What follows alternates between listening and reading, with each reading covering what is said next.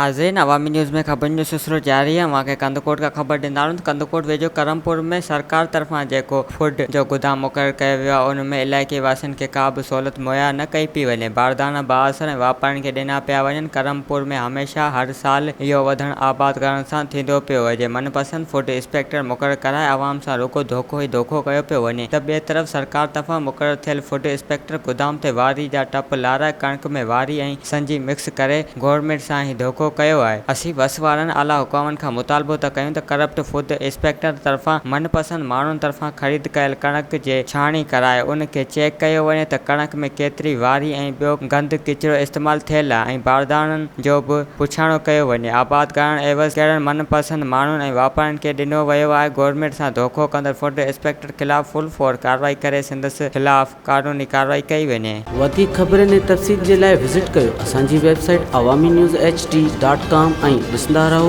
Awami news HD।